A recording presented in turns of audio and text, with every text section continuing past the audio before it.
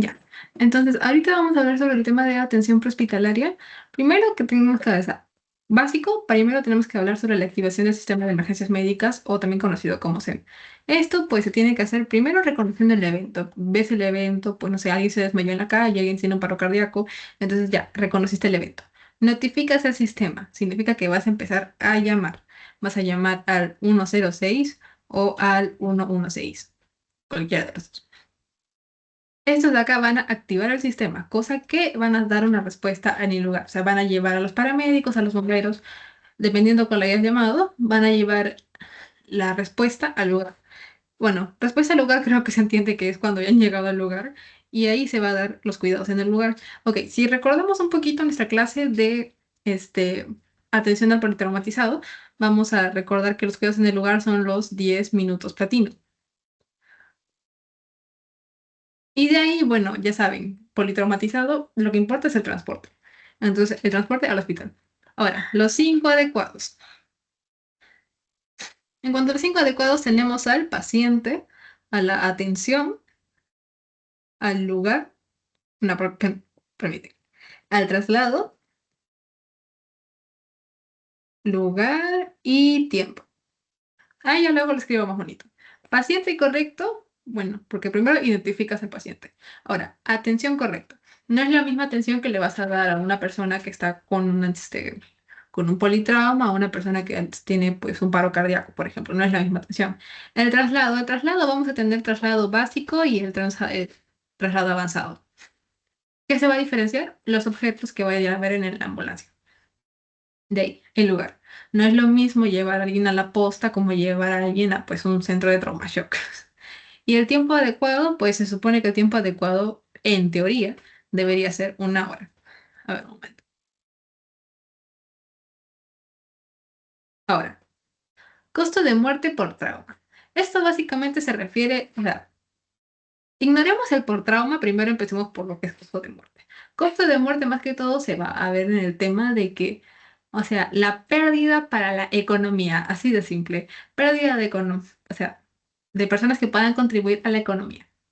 Eso es costo de muerte, así simplificado prácticamente. Pero, o sea, personas que se han muerto que pudieron contribuir en sí a la sociedad, a la economía, ya, costo de muerte. Entonces, acá más que todo, y ahora, bueno, si hablamos por trauma, más que todo vamos a hablar de las estadísticas, porque se ve que en cuanto a las personas que pudieron contribuir a nuestra sociedad, la mayoría se ha muerto joven y ha sido por trauma. En esta de acá de las estadísticas vamos a hablar que un 80% han sido, o sea, netamente por el accidente, por el traumatismo, adolescentes. Y bueno, y de ahí un 60% van a ser niños, pero, o sea, eso ya no va a ser directamente por el trauma, o sea, directamente por el impacto, no. Esto va a ser secundario al trauma.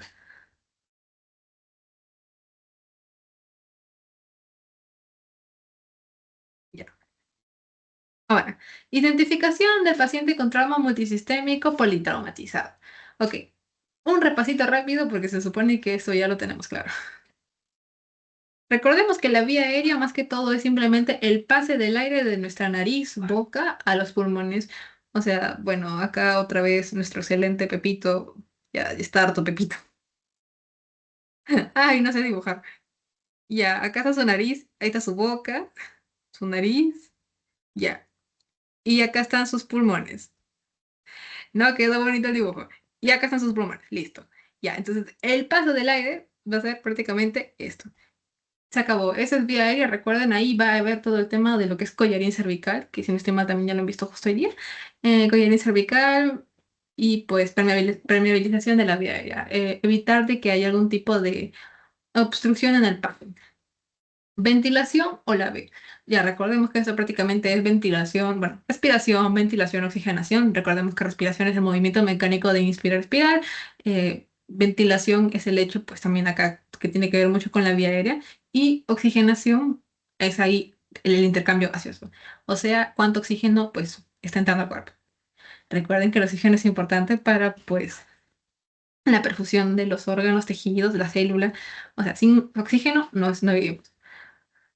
Circulación. Circulación, ya saben que evaluar, presión arterial, flujo sanguíneo, el llenado capilar, frecuencia cardíaca.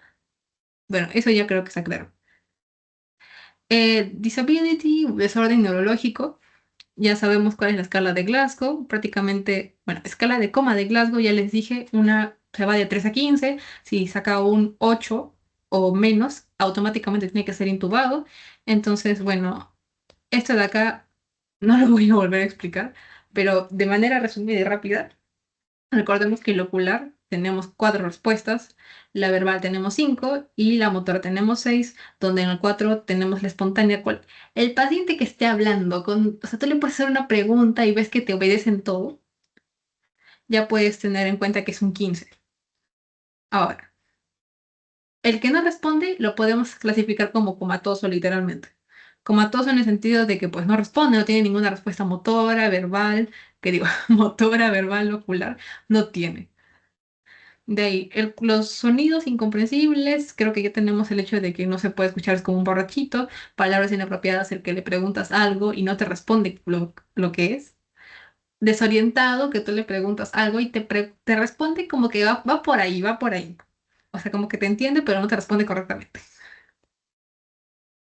La motora, bueno, ya tenemos, pues, primero que te va a obedecer cualquier orden verbal. Te puedes decirle agarra esto, no sé, saca la lengua, parpadea o guíñame. Esas personas cuando te obedecen, ponles un 6. De ahí, que localiza el dolor, pues, si no puede hacer eso, mínimo dile, ay, ¿a dónde te duele? Ay, así lo hace chévere.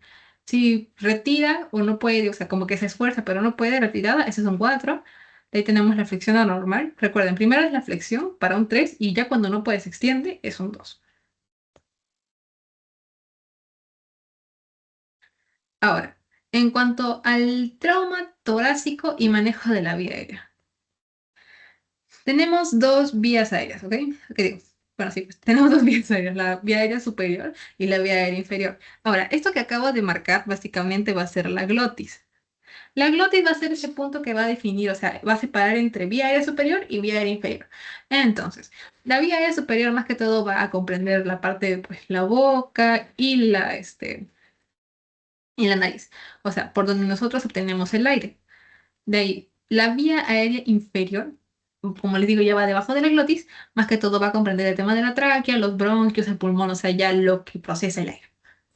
Ahora, cuando hay un trauma y esto va a fallar y necesitamos apoyarnos para la vía aérea, primero el collario cervical.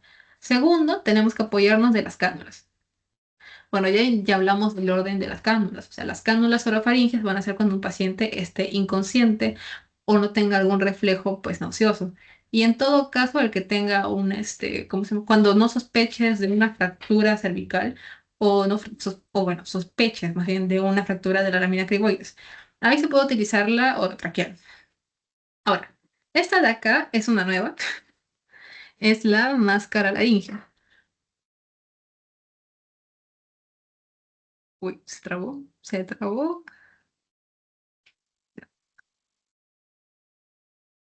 Ya, esta máscara, como pueden ver, o sea, acá donde se está poniendo aquí, ahí justo es la glotis. O sea, no es como que se vaya dentro de la glotis, no, simplemente se pega con la glotis y ahí va a hacer su función. Ya, estos de acá, a ver, los voy a separar con el. Ya. Estos de acá son para la vía aérea inferior, ¿ok? O sea, ya, pasaron por la glotis, o sea, van a pasar por aquí prácticamente. Esa es la glotis, o sea, tenemos primero a la intubación como tal, la endotraqueal.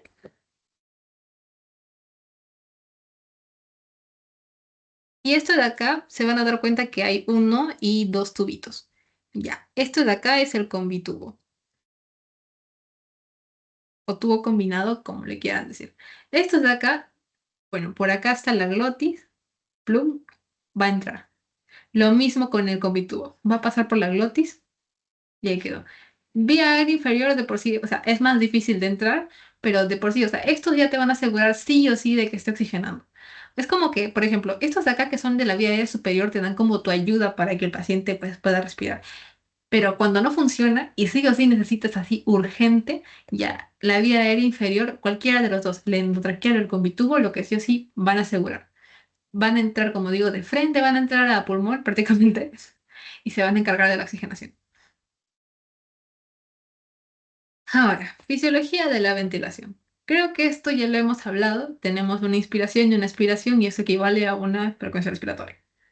Ahora, ¿qué pasa? Esto de azulito creo que ya saben que es el pulmón y esto de rojito es el diafragma. Ahora, el músculo encargado de la respiración es el diafragma, ya lo he repartido como no sé cuántas veces en lo que va del curso, pero ya, el músculo encargado de la respiración va a ser el diafragma. El pulmón se va, o sea, en el momento de la inspiración, el diafragma se va a ir para abajo y el pulmón se va a expandir. Y en cuanto a la expiración, pues como va a botar, todo es como un globito desinflándose, ¿no? Ya, eso va a pasar con el pulmón y el diafragma sube. Ahora. Esto de acá, ya por la imagen quiero que creo que se va a entender un poco. Esto es pues el intercambio gaseoso.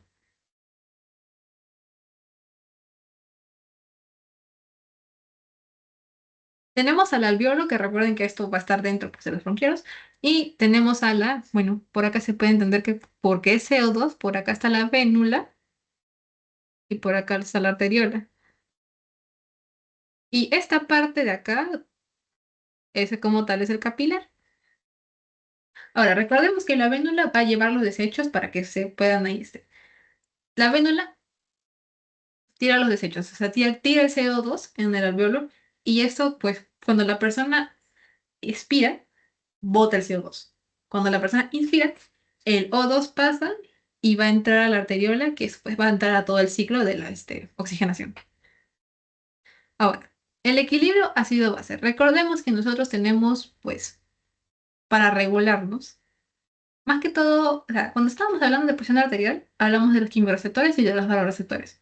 Ahora, pero ¿qué pasa? Cuando nosotros más que todo hablamos del tema de equilibrio ácido-base, frecuencia respiratoria, vamos a hablar de los quimioreceptores, porque ellos son los que van a notar cuánto si te está faltando aire o si estás oxigenando de más. Entonces, tenemos el pH normal de la sangre que va a ser de 7,35 a 7,45. Si está menor de 7,35 es alcalosis. Y eso normalmente va a suceder pues cuando una persona no está respirando bien y tiene mucho CO2 en el cuerpo. Ahora, por el contrario, cuando está recibiendo mucho oxígeno, eso va a producir una alcalosis. Abajo es acidosis, perdón.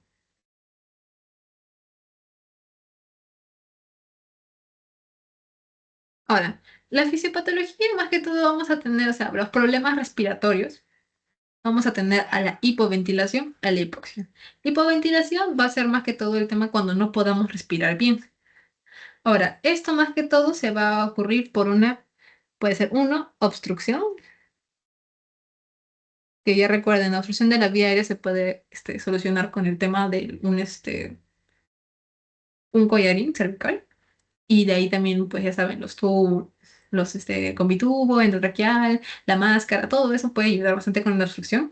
Y de ahí por una respiración superficial.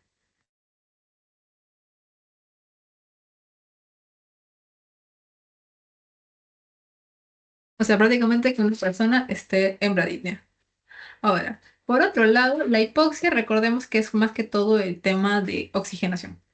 Entonces, una hipoxia va a ser cuando vemos ¿cómo se llama?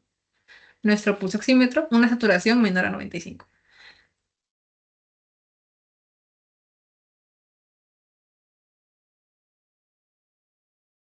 Ya. ¿Esto por qué se puede dar? Porque, bueno, más que todo, cómo se puede dar es porque ya, lo mismo de la hipoventilación. No está llegando suficiente oxígeno porque no hay una buena respiración y esto va a producir la hipoxia. Entonces, consecuencias de la hipoxia. Consecuencias. Consecuencias, pues, de que no va a haber oxígeno en los tejidos, mala perfusión y muerte de tejido. Ya. Solo nuevamente por ese caso. Como les dije, más que todo, acá se está viendo las consecuencias de la hipoxia, que va a ser de que no hay una buena oxigenación en los tejidos, y el que no hay una buena oxigenación de tejidos, va a llevar a la muerte de estos. Necrosis, en pocas palabras. Muerte celular. Entonces, ahora vamos a hablar de los traumas torácicos. Primero, así como un panel general, vamos a ver de que tenemos a la fractura de costillas, el hemotórax versus el neumotórax, el trauma external con compromiso cardíaco, el taponamiento pericárdico, la ruptura traumática de aorta y la ruptura traqueal. Ahora, la fractura de costillas va a ser más que todo, pues, algo frecuente en un trauma torácico. Recordemos que el tórax es prácticamente lo que va acá. Todo esto es lo que abarca la caja torácica. Ya, murió. Entonces, prácticamente uno de los más frecuentes va a ser la fractura de costillas. Primero, por si acaso, nomás para su librito, eh, los huesos que son como que difíciles de romper van a ser fracturar, perdón. Los huesos difíciles de fracturar van a ser el esternón, que es este de acá. Y atrás nosotros tenemos nuestras escápulas o omóplatos. Esos dos huesos van a ser bien difíciles de fracturar y si se fracturan por algún motivo, es como diciendo, ya te fregaste. Porque esos huesos no se rompen, no se fracturan, perdón. Entonces, en la fractura de costillas va a haber, sobre todo en un 30% aproximadamente, y va a haber una fractura de primera, segunda costilla. Ahora, ¿por qué se señala esta parte de rojito? Porque en esa zona, más o menos a esa altura, se puede ocurrir lo que ocurre como una consecuencia secundaria a la fractura de costillas, que va a ser la ruptura de aorta.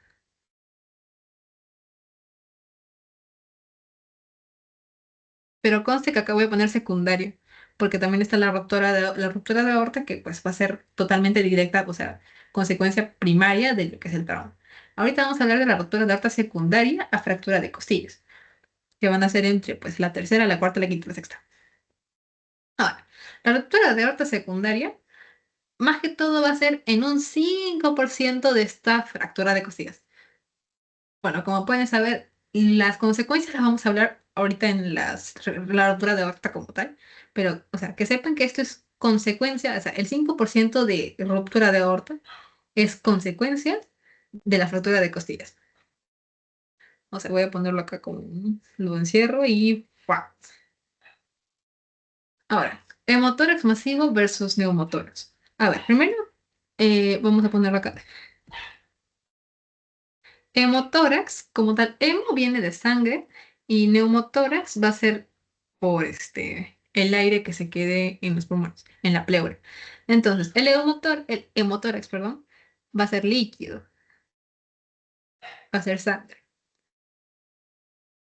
Y el neumotórax va a ser literalmente aire. Ahora, la gran diferencia entre estos es que el neumotórax se puede tratar al momento. Tú vas a hacer vas a inyectar ahí nomás para hacer una pequeña cánula que saque el aire y ahí quedó. Entonces, no hay problema con el neumotórax. Sin embargo, con el hemotórax, eso se tiene que ir a cirugía para poder hacer una extracción de todo el tema. Ahora, ¿cómo diferenciarlos? Primero, si se dan cuenta, los sonidos respiratorios van a ser casi los mismos. También el tema del movimiento del tórax, la posición traqueal. Ahora, eso sí, pues, en el neumotórax, cuando va a ser así, como les digo, aire, la tráquea se va a ver desviada. No sé si se puede ver acá, pues, un poquito. Ya. Ahora, distensión yugular. En el neumotórax están distendidas, sin embargo, ya en esta parte del hemotórax, donde se pierde sangre, han colapsado. O sea, vas a ver así una vena explotada prácticamente. Pero de ahí, más que todo, la manera como que más fácil, la que distingue más que todo a estas dos, es que en el hemotórax va a haber matices. O sea, tú pero vas a escuchar una percusión y vas a escuchar así una caja mate. Algo mate, no sé cómo explicarlo. O sea, un sonido apagado, ¿ya? Es un sonido apagado. En cambio, un neumotórax, ese sonido tú vas a hacer una pequeña percusión y hay una hiperresonancia, se va a escuchar bastante. Ya, eso es más que todo de cómo lo puedes diferenciar más fácilmente. Ahora, trauma external con compromiso cardíaco. Ya, lo que les dije, para que se te rompa, se te fracture el esternón, prácticamente tiene que haber un golpe muy fuerte. Ahora, esta parte de compromiso cardíaco, pues es más que todo por tema de que te has chocado con el auto. Pero igual, las consecuencias van a ser las mismas prácticamente. Primero, como tal, una consecuencia directa puede ser fractura del esternón, dicho directamente. También puede haber contusión miocárdica, o sea, miocardio, recuerden que es prácticamente el músculo del corazón. Una contusión de esto va a llevar a arritmias, aunque más que todo va a ser dependiendo de qué tan fuerte ha sido, ¿no? Pero lo más probable es que lleve a arritmias. Como les digo, esto tiene que ser un golpe, una contusión muy fuerte. De ahí, ruptura cardíaca o de tejidos o de vasos grandes. Ok, esto es lo primero que se tiene altas probabilidades de que derive en la muerte, porque recordemos que estamos hablando del corazón como tal. Cuando hay una ruptura de alguno de de las estructuras de los tejidos, automáticamente el corazón deja de funcionar bien y pues puede llevar a la muerte. Sobre todo cuando estamos atentando contra grandes vasos, porque acá también hay posible ruptura de aorta.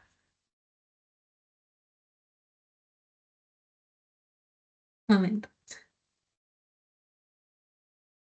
Ahora, en taponamiento pericárdico, más que todo es, cuando hablamos de peri, y esto también para que se le quede en su librito, cuando hablemos de pericárdico vamos a ver de esto. Ven acá, o sea, está todo esta parte de sangre. La sangre está alrededor del corazón, ¿ven? Alrededor. Entonces, eso de ahí es el taponamiento pericárdico. Como se puede ver, ahí dice acumulación de líquido pericárdico a presión, dificulta el llenado de las cavidades cardíacas y disminuye el gasto cardíaco. Ahora, ¿por qué ocurre esto? Por la triada de Beck. O sea, ¿qué es la triada de Beck? ¿Cómo se identifica, cómo se presenta el taponamiento pericárdico? O mejor dicho, las consecuencias de que pues haya prácticamente sangre alrededor del corazón que no lo deje hacer su función bien. Entonces, la triada va a ser prácticamente ingurgitación yugular.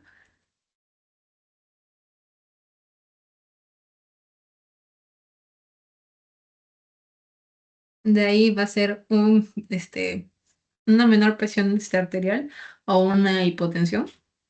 Y de ahí va a ser un ruido lento, un ruido apagado.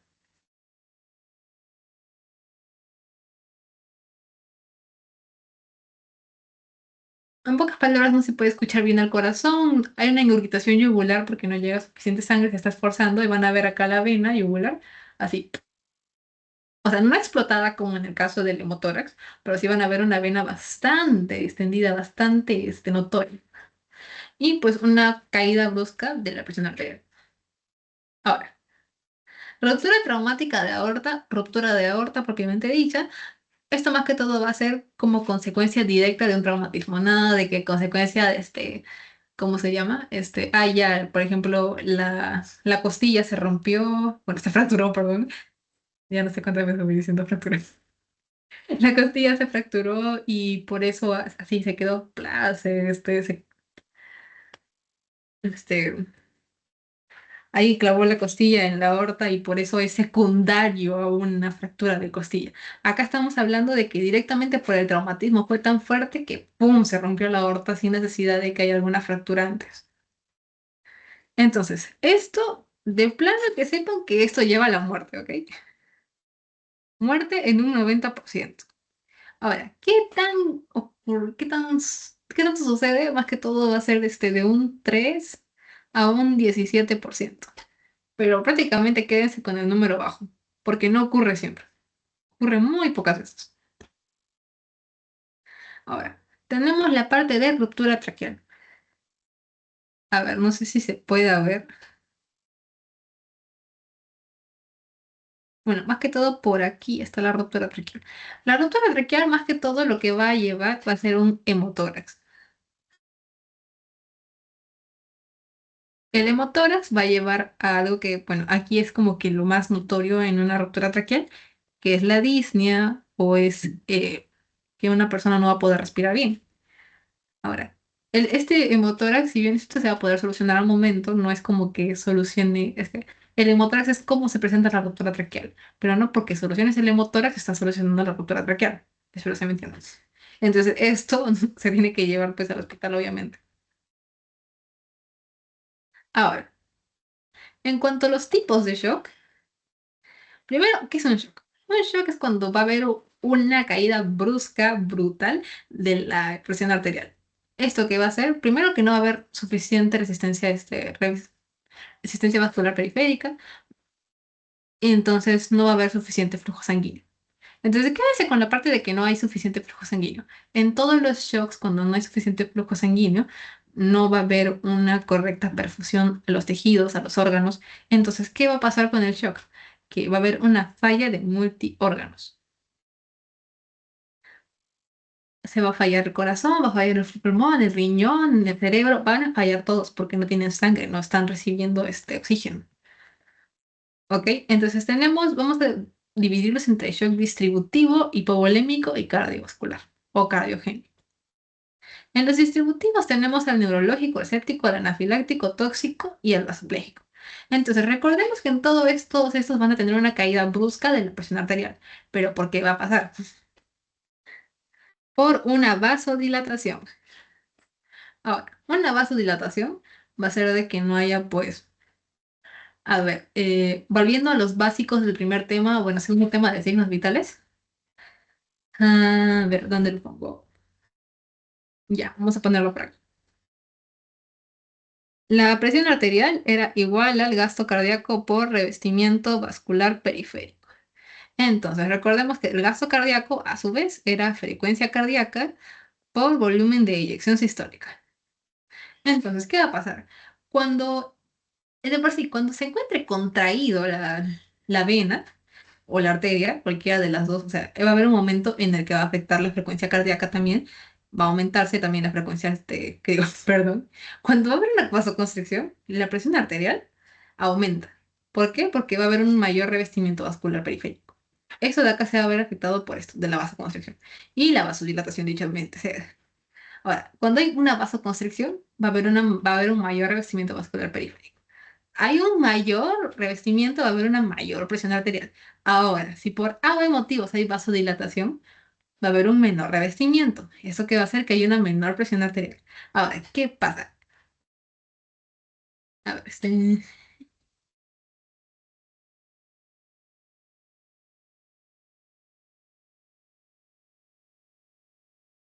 entonces, ¿qué pasa? Cuando hay una vasodilatación en los shocks, va a ser de tal manera que el cuerpo no tenga como tal un modo de autorregularse, porque se le va a costar. Es un atentado literalmente al cuerpo. Ahora, el cómo se da el distributivo, como les dije, tenemos estas 5 clasificaciones, que es el neurogénico, séptico, anafiláctico, tóxico y vasopléjico. El neurogénico va a ser porque va a haber una falla en el sistema nervioso autónomo, va a haber una falla en cómo se controla el cuerpo a sí mismo, y esto mismo va a dar, pues claro, una vasodilatación. En el séptico va a atacar más que todo, recordemos, hongos, por ejemplo. Y más que todo con el séptico quiero dejar la parte que es una infección. Ahora, la vasodilatación se va a dar por citoquinas, ¿ok? Ahora, pero no solamente en el séptico, sino también en el tóxico. Solo que en el tóxico es acordarse de la palabra bacteria. El tóxico va bien relacionado con la bacteria. O sea, la gran diferencia entre séptico y tóxico es que el tóxico es simplemente un shock causado por una bacteria. Ambos van a tener una vasodilatación por citoquinas, ¿ok? El anafiláctico va a ser algo, pues, por alergias. Creo que ya recordamos el tema de envenenamientos. Ya. El anafiláctico va a ser un shock por alergias. Ya saben, un edema, edema glótico. Y el vasopléjico, de por sí, va a atacar directamente a las venas y va a haber una vasodilatación directa. Ahora, en cuanto a los tipos de shock, tenemos el shock, bueno, digo, en cuanto al tipo de shock hipovolémico, tenemos al shock hemorrágico y al de tercer espacio. El hemorrágico, como ya se podrán imaginar, de hemorragia, pues prácticamente va a haber, o sea, va a haber una caída brusca de la presión arterial por el hecho de que no hay sangre.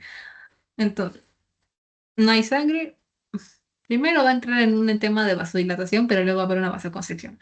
Pero igual no va a ser como que suficiente para poder, como digo, abastecer.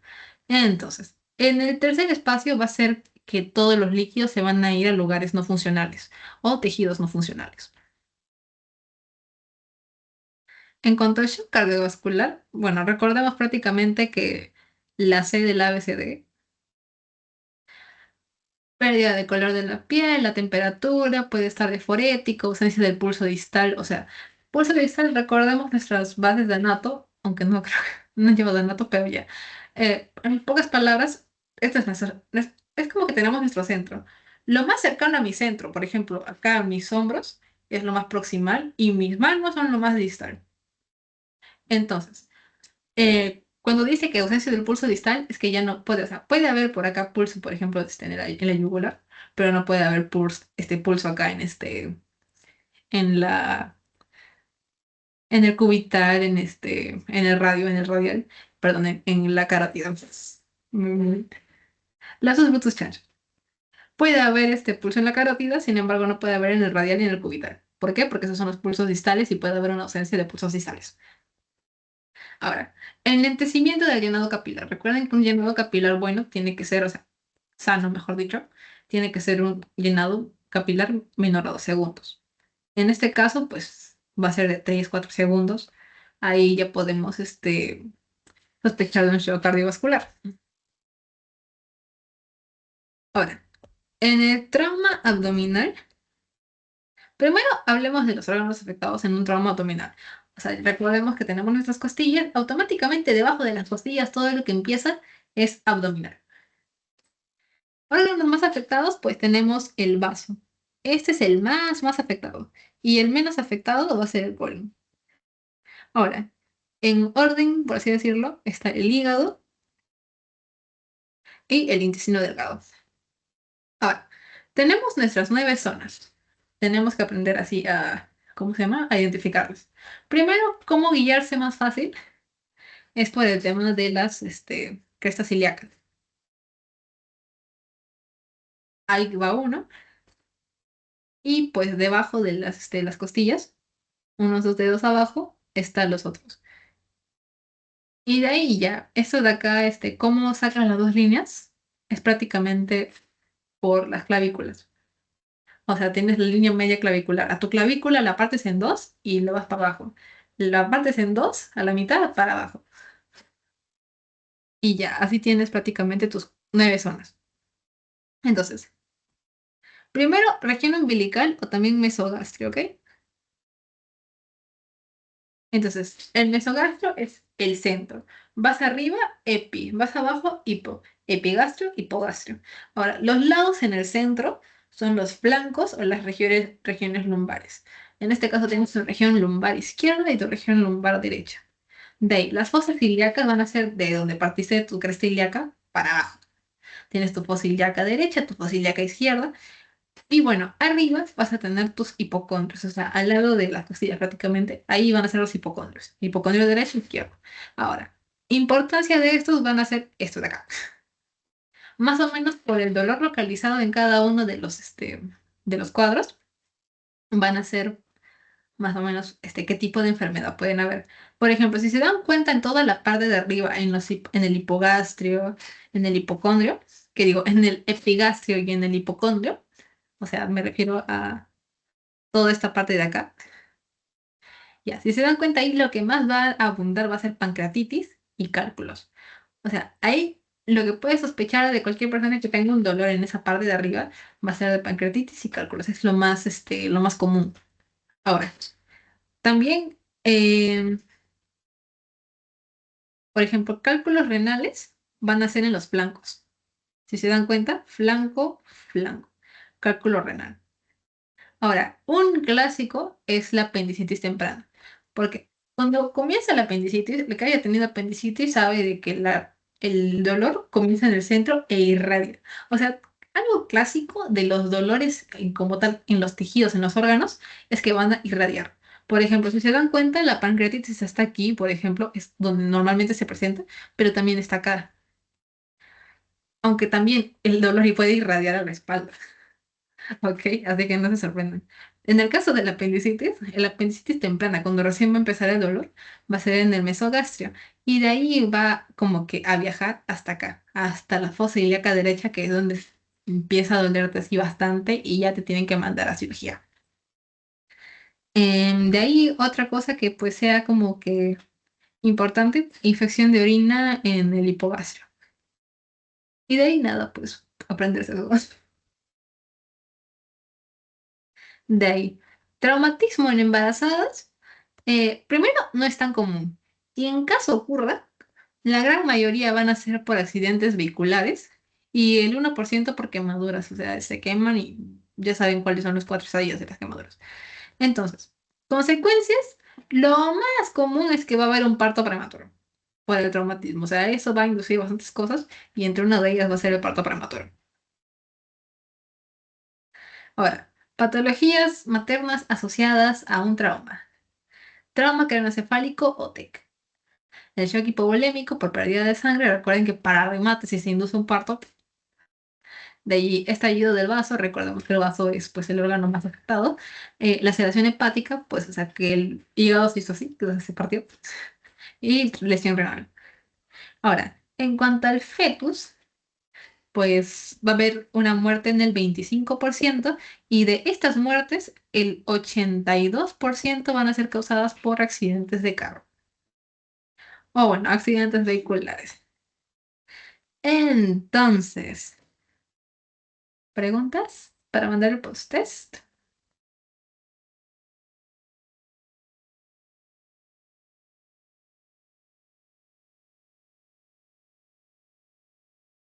Ya, voy a mandar el post-test.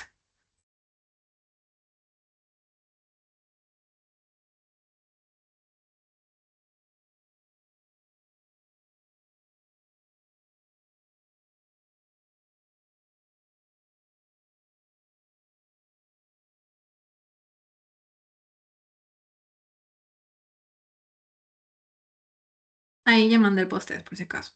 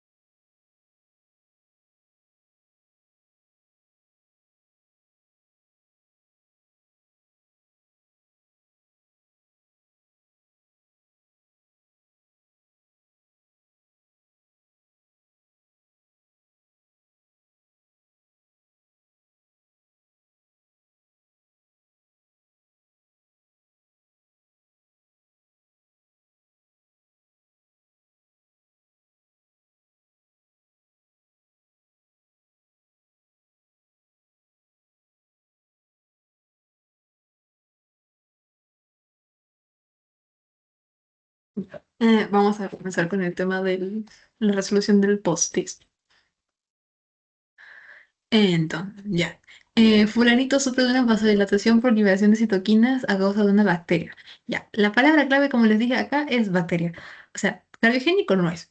Anafiláctico no, porque anafiláctico es por tema de alergias. Ahora, séptico. Séptico va a ser por hongos o cualquier cosa que no sea una bacteria. Bacteria es tóxico. Ahora, letras del A, B, C, D, donde encontramos la escala de Glasgow. Bueno, A no es. Recuerden que la escala de Glasgow es neurológico, déficit neurológico. Ahora, trauma torácico que puede ser tratado en el momento. Neumotórax. Hemotórax no es. ¿Por qué? Porque le dije que eso tiene que irse pues hasta trauma shock. Ahora, ruptura de aorta prácticamente es la muerte y fractura de costillas pues ni modo de que le muevas la costillita, ¿no? No, o sea, no. Neumotórax, ya está. Ahora, ¿dónde encontramos la triada de Beck? Triada de Beck, eso ya es taponamiento cardíaco o pericárdico. Ahora, ¿en qué segmento del abdomen se espera encontrar una apendicitis temprana? Ya, una apendicitis como tal se va a encontrar en la fosa ilíaca derecha. Ahora, ¿dónde comienza? En el mesogastrio. Todo, eso fue todo. ¿Dónde está para dejar de compartir? Ya. Entonces, eso fue todo. Voy a dejar de grabar.